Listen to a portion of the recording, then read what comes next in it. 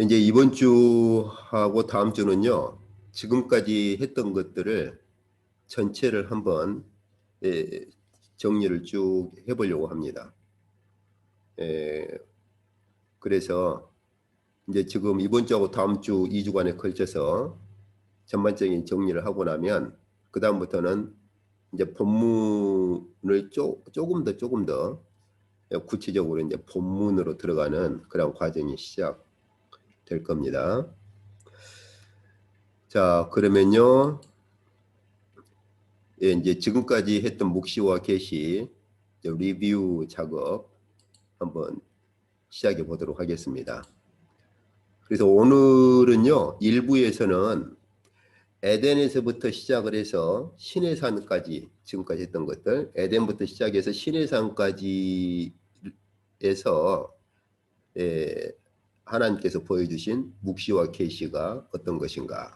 그 다음에 2부에서는 예수 그리스도의 그 성육신에 초점을 맞추어서 그 그리스도의 성육신에 나타난 그 묵시와 계시 사건이 무엇인가 하는 것을 좀 살펴보도록 그렇게 하겠습니다.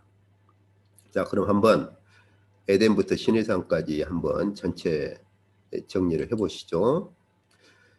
저희가 그 전에도 제가 말씀드렸습니다마는 창세기를 보실 때 이제는 그 창세기의 그 전반적인 배경, 그 배경을 저희가 좀 머릿속에 그리고 창세기를 읽으실 필요가 있어요. 그래서 처음에 제가 말씀드린 것처럼 하나님의 창조의 배경을 우리가 생각을 할 때 가장 먼저는 하나님의 어전이라고 하는 것, 이것을 저희가 안 놓쳐야 됩니다. 하나님의 창조가 어디에서 시작됐느냐, 하나님의 창조 사건이 어디에서 이루어지느냐라고 할 때 그때 하나님의 어전으로부터 시작된다 하는 것이죠. 그런데 이제 그 하나님의 그 어전이 구체적으로 무엇이냐, 무엇을 가지고 우리가 하나님의 어전이라고 말할 수 있느냐, 이걸 이제 그 하나님의 카운설이라 이제 구약 성경에서도 저희가 그 예레미야서라든지 이런 데 보시면 하나님의 카운설, 하나님의 어전이라는 그런 표현을 쓰시죠. 그런데 그 하나님의 어전을 이루는 가장 그 핵심적인 건 뭐냐라고 할 때 세 가지가 주 개념이죠. 첫 번째는 하나님 아버지께서 계신다고 하는 것이고요. 그래서 하나님 아버지께서 계신다라고 하는 것이고, 그 하나님 아버지와 함께 두 카운슬러께서 계신다. 이게 이제 카운슬러란 말을 우리가 어떻게 번역을 할 것이냐. 그 문맥이나 상황에 따라서 이 말은 이렇게 몇 가지로 번역될 수 있어요. 가령 뭐 전쟁의 문맥이다. 제가 그 이사야서 같은 경우는 하나님께서 보내시는 메시아로 보내시는 그 아들, 그 아이가 카운슬러다라고 할 때 근데 그 이사야에서 그 9장이나 이런 그 11장 이런 쪽의 문맥을 보면은 카운슬러로 오시는 그 아기가 왕국을 세우고 그리고 일종의 그 통치 개념, 전쟁의 그 문맥에서 카운슬러라는 말을 쓰거든요. 그런 문맥에서는 책사 개념이죠. 책사 개념. 하나님을 대신해서 이 땅에 하나님 나라를 세우시는 그런 하나님의 대행자, 책사가 되는 거죠. 책사. 그래서 그 중보자로도 번역을 할 수 있고요. 그런데 창조와 관련해서 카운슬러란 말을 쓰게 되면은 그럴 때는 전쟁이 아닌 창조와 관련해서 카운슬러란 말을 쓰게 되면 창조의 중보자 개념으로 또 가는 것이죠. 자, 그래서 하나님 아버지 앞에서 두 카운슬러께서 계시는데 그 두 카운슬러는 책사가 되기도 하고 중보자가 되기도 하는데요. 그 두 카운슬러가 누구냐? 바로 예수 그리스도와 그리고 성령이시다. 이렇게 말을 하는 것이죠. 그리고 하나님의 어전의 배경에서 보았을 때 또 다른 배경이 바로 천사들이 호위하고 있다는 것이죠. 그래서 이런 것들은 제가 지금까지 성경 여러 본문들에서 이런 그 창조에 나타난 하나님의 어전이 어떻게 그려지고 있는가 하는 것들을 본 것입니다. 이제 그리고요. 저희가 그래서 그 창세기를 보실 때 그때 저희가 창세기에서 볼 수 있어야 되는 것이 큰 문맥으로는 하나님의 어전, 그리고 하나님의 어전 앞에서 두 중보자 예수 그리스도와 성령께서 두 카운슬러로 계셔서 하나님의 어전의 모든 일을 두 카운슬러께서 집행을 하신다는 거죠. 그리고 천사가 그렇게 호위를 하고 있고, 그래서 이 창조도 마찬가지였죠. 저희가 지금까지 본 것처럼. 그래서 그리스도를 카운슬러이자 그 창조의 지혜자로 그렇게 말할 뿐만 아니라 성령께서도 또한 지혜자이며 카운슬러시라고 그렇게 가르치는 그런 본문들을 지금까지 보았습니다. 자, 그러면 이제 우리가 이러한 상황에서 하나님께서 창조하실 때 쓰는 두 가지 표현이 있어요. 하나는 일반 창조를 하실 때 쓰는 표현이 하나 있고, 또 하나는 사람을 창조하실 때 쓰는 표현이 있습니다. 일반적인 걸 창조하실 때는 저희가 지금까지 본 것처럼 3인칭 간접 명령을 써요. 이걸 이제 저시브라고 보통 히브리어 문법에서는 그렇게 표현을 합니다. 가령 우리 한글 성경에 빛이 있어라. 근데 사실은 빛이 있어라가 아니라 그 빛으로 하여금 있도록 해라. 왜 하나님께서 간접 명령을 했겠느냐 그 말이에요. 자, 머릿속으로 조금 더 그려보시죠. 보좌에 앉아 계신 하나님께서 빛이 있어라 이렇게 직접 명령을 하실 수 없겠어요?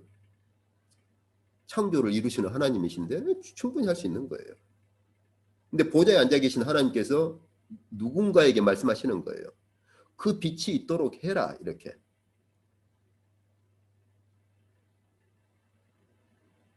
간접 명령이라고 하는 것은 누구를 통해서 그 일을 이루시는 거죠.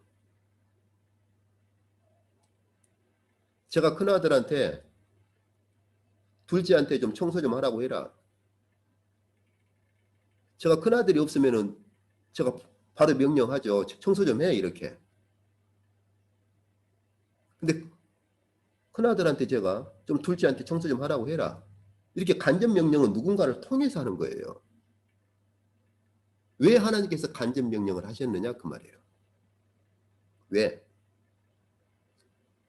이게 바로 두 카운슬러를 통해서 이루시는 창조의 명령이에요. 이게.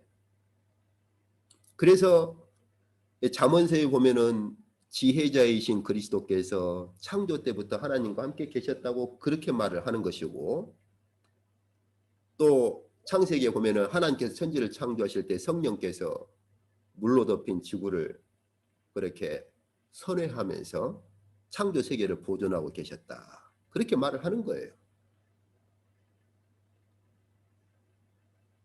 저희가 이런 것들을 볼 수만 있다면 창세기에 나타난 창조 사건이 어마어마한 사건이에요. 하늘에 계신 하나님의 그 어전에서 그 하나님께서 두 카운슬러가 되시는, 즉 창조의 중보자가 되시는 그 그리스도와 성령을 통해서 이루신 사건이 바로 천지창조가 되는 거죠. 우주적인 사건 아닙니까? 그러면 창세기 1장에서 제가 이런 것들을 좀 볼 수가 있어야 하는 거예요. 그리고 사람을 창조하실 때는 3인칭 간접 명령이 아니라 1인칭 간접 명령. 우리가 뭐뭐 하자. 이렇게. 이것은 1인칭 간접 명령이라 그래서 히브리에서 코호타티브라고 그렇게 말합니다. 여기서 우리가 뭐뭐 하자 이런 또 이것도 일종의 간접 명령입니다. 2인칭만 직접 명령이에요. 상대방한테 너 뭐 좀 해. 이것만 직접 명령이고 1인칭과 3인칭을 쓸 때는 다 간접 명령이거든요. 근데 사람을 창조하실 때는 우리가 뭐뭐 하자 이런 또 1인칭 간접 명령을 쓰거든요. 이건 무엇을 표현하는 거냐? 이것도 굉장히 중요한 그 개념을 가지고 있어요. 보좌에 앉아 계시는 하나님께서 두 카운슬러를 통해서가 아니라 두 카운슬러와 함께 신적 협약을 하는 거예요. 우리가 뭐뭐 하자.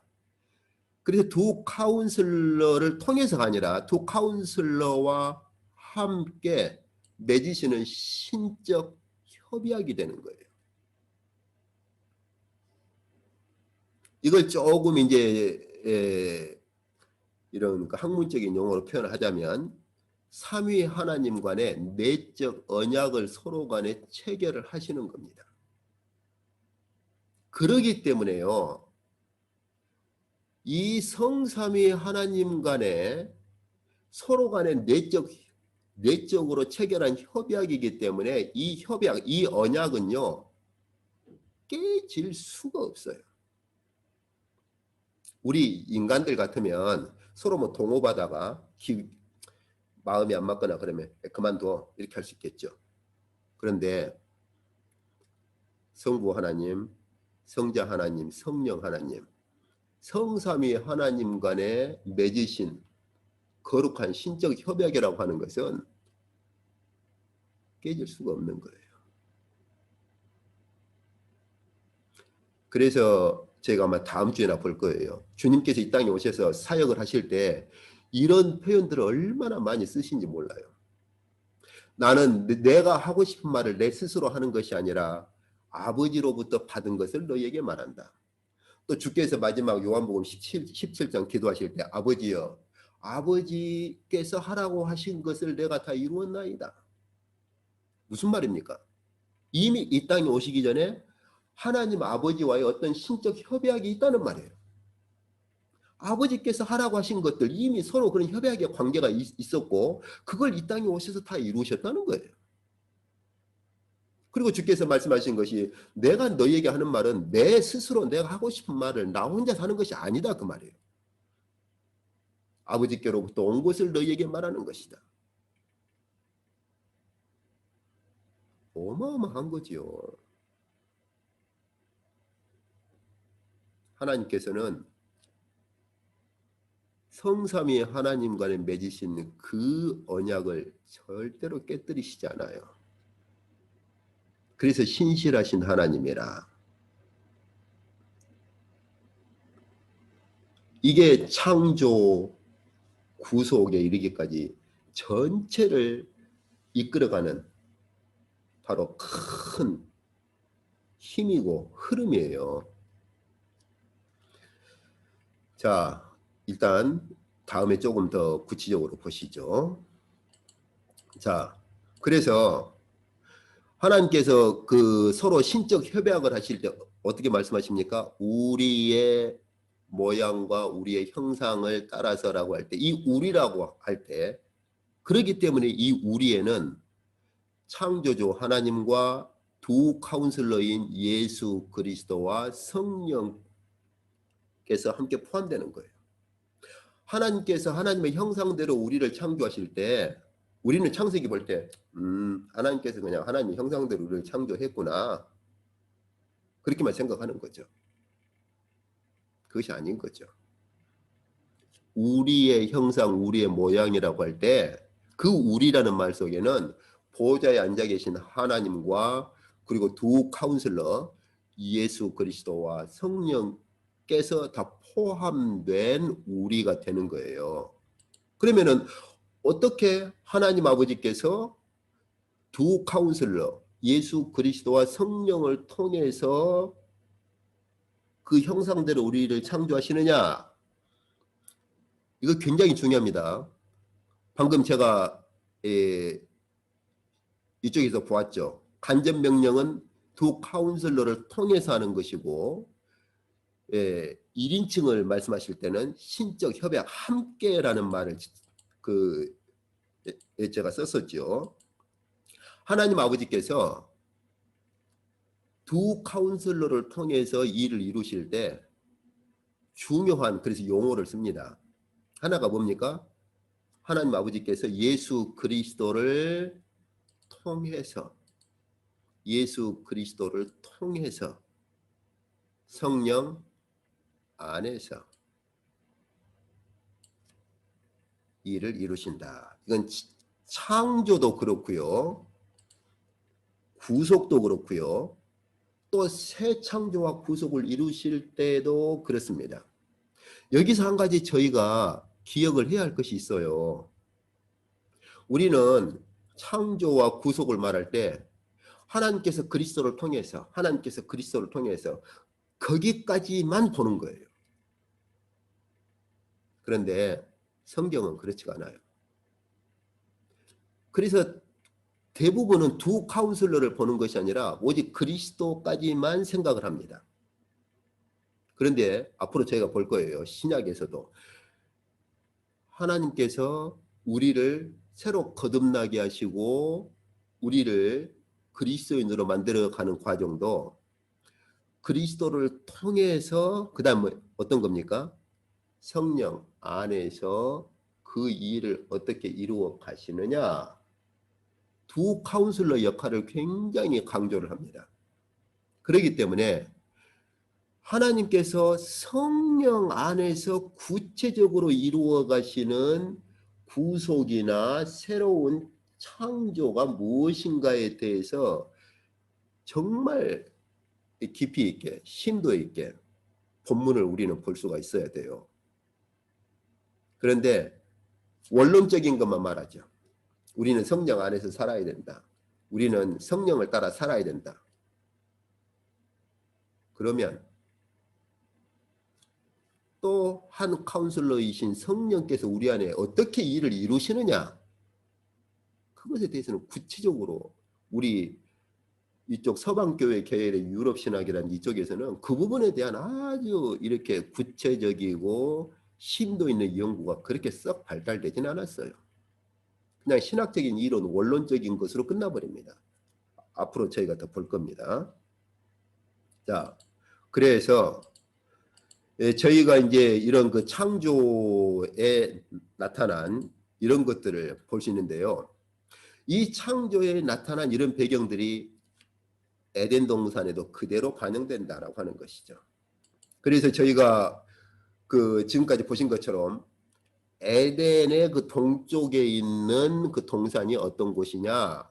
하나님의 거처다, 거니시는 곳이다. 근데 그 거니신다는 말이 굉장히 독특한 표현이라고 그랬죠. 하나님의 거하시는 곳, 하나님의 거소를 나타내는 곳을 나타내는 말이다 하는 걸 보았어요, 저희가. 그래서 특히 성소 중에서도 지성소 안에 하나님께서 그 거소로 삼으시고 천사들이 호위한 상태에서 지성소 안에 거하시는 곳을 표현할 때 쓰는 전문적인 아주 독특한 용어라고 하는 걸 봤죠. 에덴의 동쪽에 있는 동산도 바로 하나님의 거소이고 거기 보면 하나님의 보호자가 있어서 하나님의 보호자로부터 나오는 불이 그렇게 타고 있는 그런 동산이었다라고 하는 걸 보았었죠. 저희가 하나님께서 선지자들을 통해서 하신 말씀들에서 저희가 보았었죠. 그리고 그곳에는 하나님의 그 보호자로부터 반영되는 영광의 빛들이 무지개 빛으로 그렇게 가득 찼는데 그것들이 바로 보석들로 또한 보석들에도 그 하나님의 영광의 빛들이 그렇게 반영되어 있었죠. 그래서 저희가 그 보석들에 대해서 쭉 이렇게 본 것 아닙니까? 또 성경에서 그 보석들에 대해서 구체적으로 언급을 하고요. 그러니까 저희가 머릿속으로 그려보세요. 하나님의 의전에서 신적 협약을 맺으신 하나님께서 에덴의 동쪽에다가 하나님의 거소를 세우시고 거기에 하나님의 보호자를 두시고 그 동산에는 하나님의 보호자로부터 나오는 불이 그렇게 붙고 있는 불 붙는 곳이었고 그리고 그 하나님의 영광의 빛이 가득 찼기 때문에 그 하나님의 영광의 빛이 반사되는 보석들을 하나님께서 그렇게 두신 거예요. 어마어마하지 않습니까? 그냥 창세기 읽으면서 아, 에덴에 뭐 동산이 있었네, 그 정도가 아니라는 것이죠. 그래서 그 보좌 앞에서 아담을 천사처럼 세웠다고 하나님께서 직접 말씀하시죠. 저희가 이미 선지서에서 본 것처럼 아담을 천사적인 존재로 세웠고, 거기서 하나님께서 아담과 선악과로 언약을 체결하신 거예요. 참 어마어마한 사건이죠. 저희가 창세기를 읽을 때 에덴과 그 동산에 대한 이해를 조금 더 분명하게 하셔야 돼요. 거기서 아담이 언약 체결을 하는 거예요. 그 어마어마한 자리에서 하나님의 보좌가 계시고, 거기에서 그 보좌로부터 나오는 그렇게 불이 붙는 곳에서, 그리고 하나님의 영광의 빛이 너무나 가득 차서 그 빛이 보석에서 그렇게 번쩍거리면서 반사되고 있고, 그 앞에서 아담은 천사적인 존재를 세움을 입어서 하나님과 언약 체결을 하는 것이죠.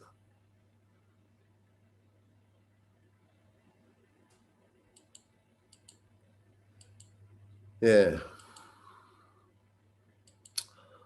그래서 그 아담의 타락 후에 하나님께서 시내산에서 이스라엘 백성을 부르시기 전에 하나님께서 아브라함을 먼저 부르시죠. 시내산의 전형을 아브라함에게서 미리 보여주시죠. 그래서 하나님께서 어떤 모습으로 임하십니까? 그렇게 숯불이 가득 찬 불 항아리로 그렇게 아브라함에게 임하시죠. 마치 에덴의 동편에서 그 보호자의 불꽃 가운데 계셨던 그 하나님께서 다시 또 그 성삼위 하나님과의 맺으신 신적 협약의 그 신실하심 때문에, 비록 아담이 언약을 깨뜨렸음에도 불구하고 하나님께서는 다시 그 언약을 이루시려고 아브라함에게 오십니다. 그리고 아브라함에게 희생 제물을 잡아라 그랬죠.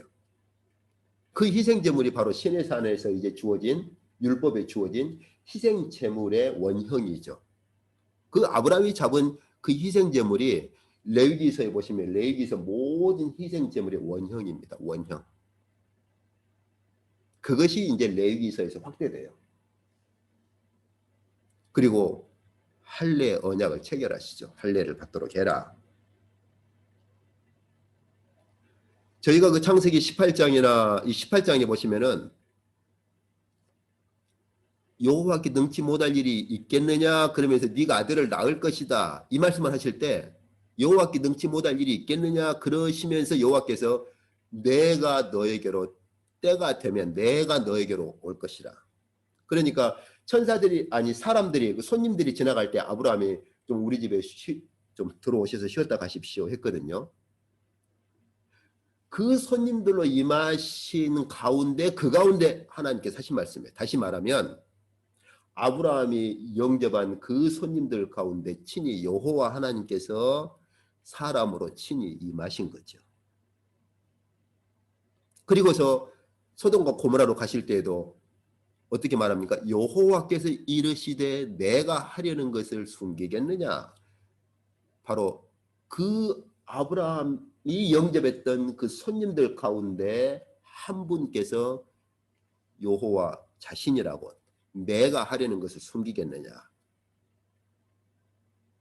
아브라함은 이처럼 하나님의 임재를 직접 경험을 하고 하나님의 임재 앞에서 직접 하나님의 계시의 말씀을 듣고 그렇게 한 거예요. 그래서 저희가 그 시내산 사건을 볼 때 두 가지를 기억을 해야 됩니다. 첫 번째, 시내산에서 이루어진 것이 뭐냐. 첫 번째, 에덴의 재회복이 이루어진 게 시내산이에요. 그래서 저희가 비교를 해보시면 아까 제가 보았었죠. 하나님의 거처로서 그 동산이 그 똑같은 구조를 가지고 하나님께서 이제 지성소에 거하십니다. 그래서 하나님께서 에덴의 동산과 그 에덴 동편에 있는 동산과 에덴을 구분하셨듯이 성소와 지성소를 구분하시고, 천사로 하여금 그 에덴의 동편에 있는 동산으로 가는 길을 막아버리셨듯이 지성소 안으로는 천사들로 하여금 지키기 위해서 못 들어가게 하는 거죠.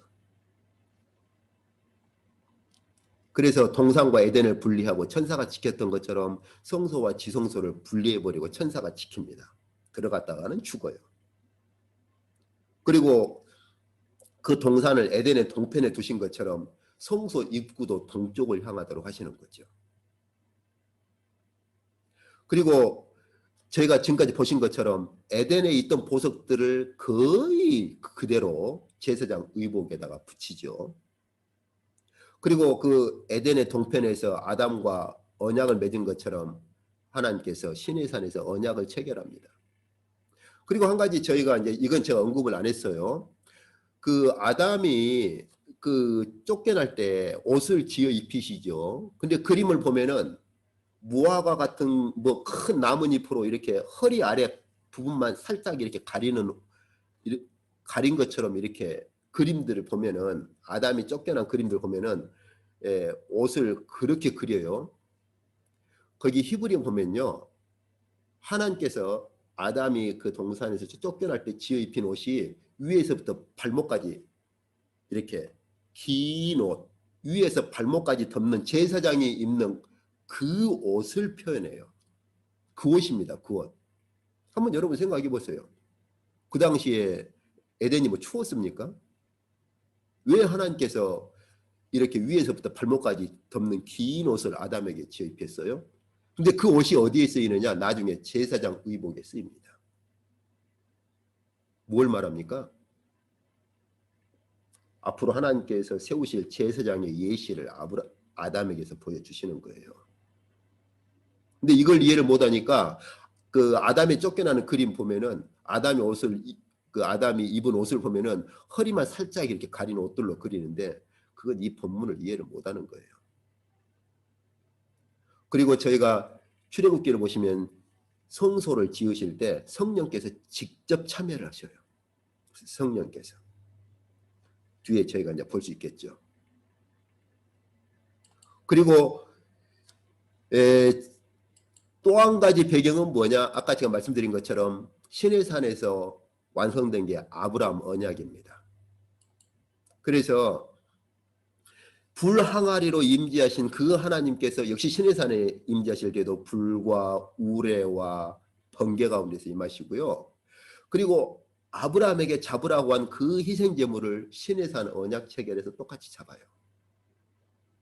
그리고 하나님께서 아브라함에게 언약 체결을 하셨는데 이 할례 언약 체결을 구체적으로 성문화시켜서 준 게 율법이고 율례입니다. 계명들이에요.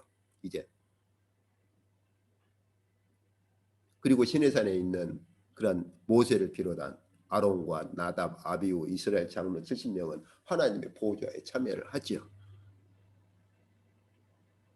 이처럼 에덴에 깨져버린 그 언약, 그리고 아브라함과 맺은 그 언약들이 다시 한번 재구성되는 게 어디냐? 시내산이에요. 시내산. 우리가 시내산 사건을 정확히 이해를 해야 돼요.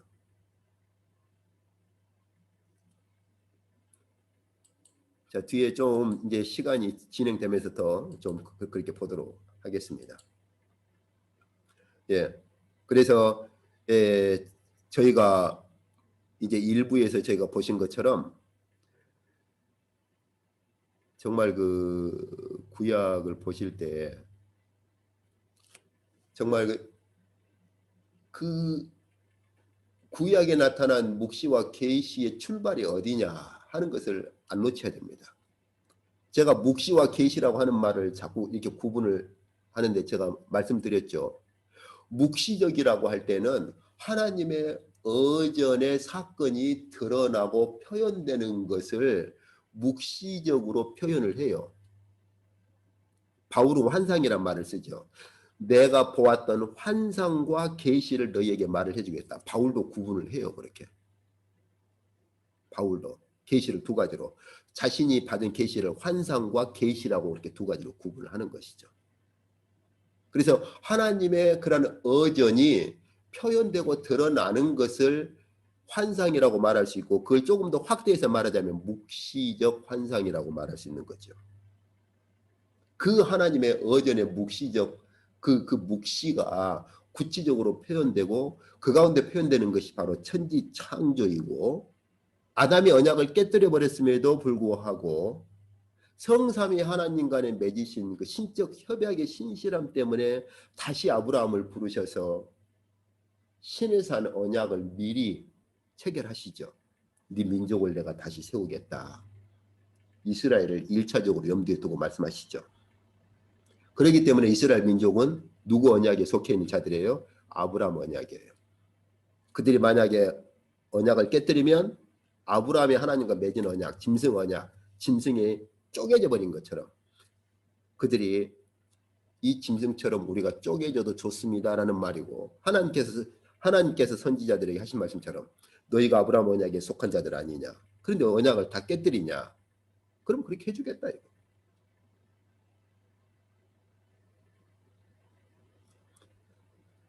예, 이제 저희가 다음 주에 조금 더 보시고요. 이제 2부로 이제 건너가셔서 신약에 대한 본문들을 조금 보시죠.